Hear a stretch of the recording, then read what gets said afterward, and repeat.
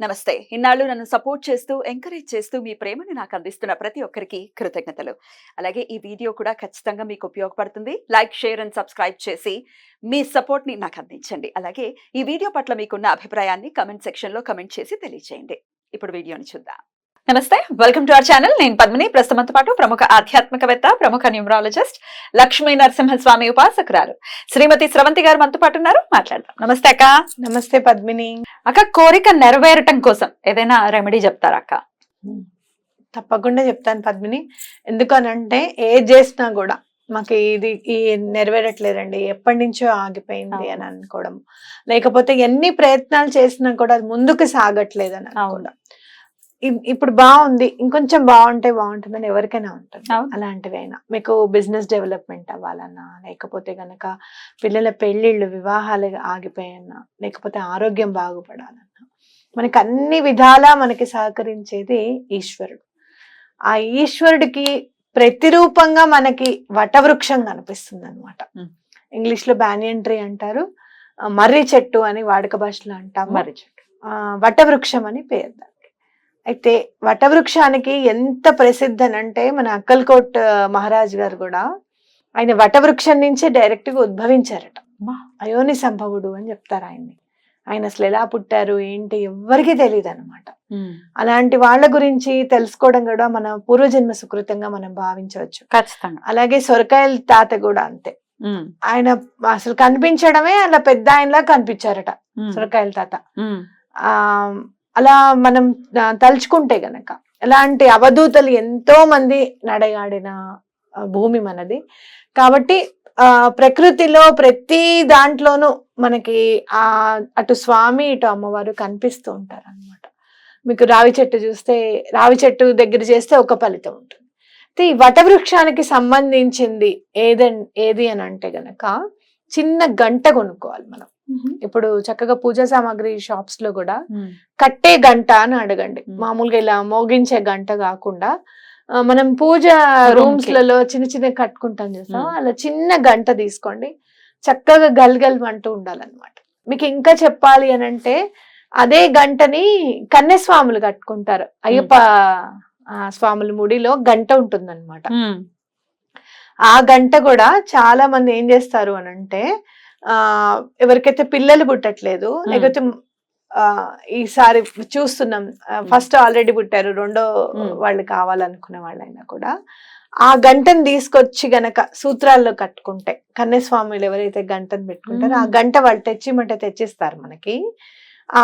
అది గనక తెచ్చి సూత్రాల్లో కట్టుకుంటే ఎటువంటి పరిస్థితుల్లోనూ సంతానం అవుతుంది. సో గంటకు అంత ప్రాముఖ్యత ఉంది. మనం మామూలుగా పూజ చేసుకునేటప్పుడు కూడా చూడు, గంటకి పూజ చేస్తాం. పసుపు, కుంకుమ, అక్షింతలు, బొట్టు పెట్టి గంధం అది సమర్పించిన తర్వాతే ఘంటానాదంతోనే మన పూజ కూడా మొదలవుతుంది అన్నమాట. సో అలా చిన్న గంట తీసుకొని వెళ్ళి మీరు మర్రి చెట్టుకి కట్టండి. కట్టేటప్పుడు చక్కగా తెల్ల దారమే పర్వాలేదు అనమాట. లేదు మీకు ఎర్ర దారం అలాంటివి ఏమన్నా ఉన్నాయి అని అంటే తీసుకొని వెళ్ళి కట్టండి. కట్టిన తర్వాత ఏ చెట్టుకైతే వటవృక్షానికి ఎలా కడతాము, దానికి మర్రి చెట్టు ఊడలు ఉంటాయి కదా, ఊడకి కట్టాలని. ఊడకి కట్టచ్చా? కిందైనా పర్వాలేదా? కిందైనా పర్వాలేదు, మీకు ఎంతవరకు అందితే అంతవరకు కట్టండి. కట్టేటప్పుడు మీ కోరికని చెప్పండి చెట్టుకి. నాకు ఈ కోరిక ఉంది, నాకు ఎటువంటి పరిస్థితుల్లో నాకు తీర్చు, నువ్వు సహకరించు, ఈశ్వరుడికి ప్రతిరూపమే నువ్వుగా భావిస్తున్నాను అని చెప్పి ఆ వటవృక్షానికి చెప్పుకోవాలి. గుళ్ళో ఉన్న వటవృక్షమైనా, మర్రి చెట్టైనా, ఎక్కడైనా కట్టచ్చు.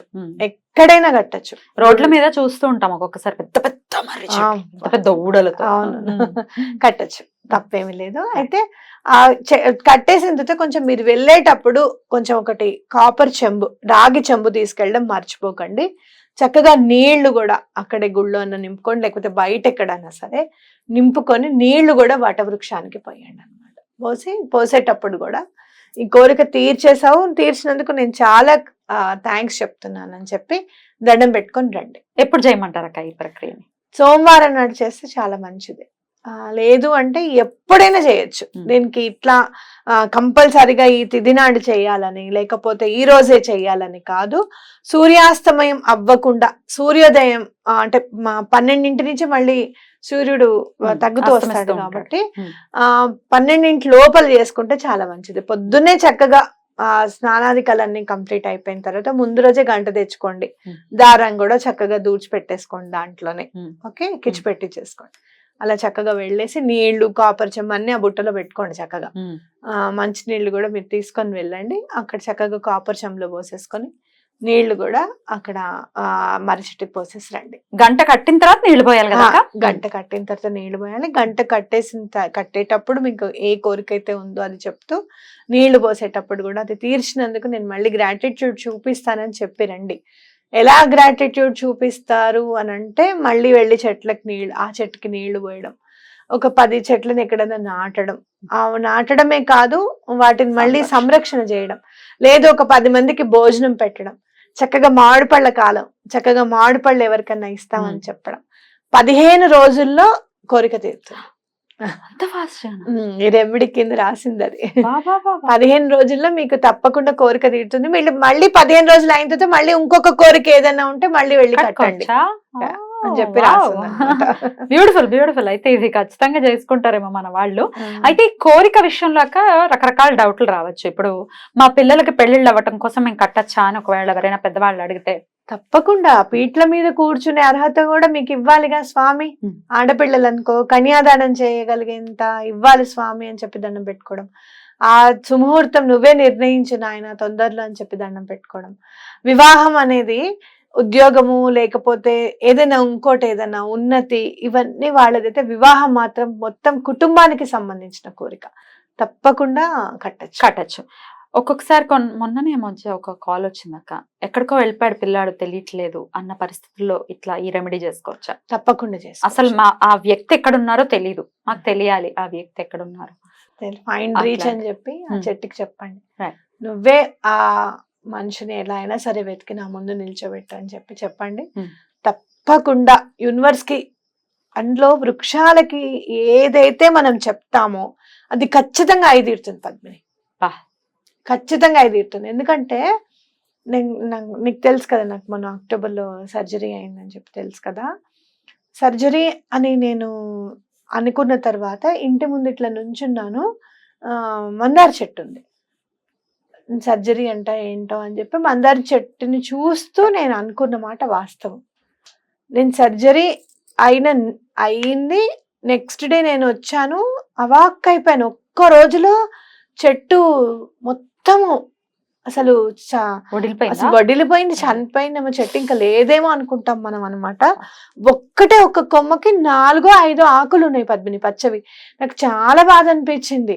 ఏంటి అసలు నేను ఇలా అన్నాను, ఇలా అన్న వెంటనే ఇలా అయ్యింది ఏంటి, అయ్యో చెట్టు ఇట్లా అయిపోయిందా అని చెప్పి నాకు విపరీతమైన బాధ అనిపించి మళ్ళీ చెట్టు దగ్గర బయట బాల్కనీలోనే నుంచొని దండం పెట్టుకొని, అమ్మా ఏదైనా నెగటివ్ ఎనర్జీని కనుక నువ్వేమైనా తీసుకొని నువ్వు ఇలా అయిపోతే గనక ఆ యూనివర్స్ కి దండం పెట్టుకుంటున్నాను, మళ్ళీ ఆ చెట్టుకి ప్రాణం పోయాలి, నువ్వు బ్రతకాలి ఖచ్చితంగా. నేనేదో నిన్ను చూస్తూ నేను బాధపడ్డాను అన్న విషయం నా మనసులో నుంచి ఆ బాధ తొలగిపోవాలి అంటే నువ్వు మళ్ళీ చిగురించాలి అని చెప్పాను. ఫుల్ చిగురించింది పద్మిని ఇప్పుడు మళ్ళీ, బాగుంది, చక్కగా ఉంది. రోజు చక్కగా 4-5 పువ్వులు, చెట్టుకు పవర్ ఉంటుంది పద్మిని. మనం మాట ఖచ్చితంగా వింటాయి పద్మిని, అది మాత్రం ఖచ్చితంగా చెప్పగలుగుతాను నేను. బ్యూటిఫుల్ అద్భుతం అక్క, చాలా బాగుంది. డెఫినెట్ గా ఈ రెమెడీని చేసుకుని 15 రోజుల్లోనే తీరుతుంది అని చెప్తున్నారు కాబట్టి ధర్మబద్ధమైనటువంటి ఎటువంటి కోరికైనా మన వాళ్ళవి తీరాలి అని మనస్ఫూర్తిగా కోరుకుంటూ thank you so very much అక్క. నమస్తే. బిర్యానీ ఆకునే కాదండి, మర్రి చెట్టును కూడా వదలలేదు. ఏదో ప్రకృతిలో మీరు వదలరా అంటే బిర్యానీ ఆకునే కాదు, భగవంతుడు సృష్టించిన దేన్నైనా సరే జీవితాలు బాగుపడడానికి ఎలా ఉపయోగించుకోవాలి అనడానికి తప్పకుండా మేము ప్రయత్నిస్తూనే ఉంటాం. అంతే, ఎట్లయినా అనుకోనియండి, ఏమైనా చేయనండి, ఎండ్ ఆఫ్ ది డే మన థాట్ ప్రాసెస్ లో ఉన్న విషయం ఏంటి, వాళ్ళ కష్టం తీరాలని. అంతే. పళ్ళున్న చెట్టుకే కదా ఎప్పుడు చెప్తావా. ఓకే, రాసేసుకో. థ్యాంక్ యూ అక్క. నమస్తే. నమస్తే.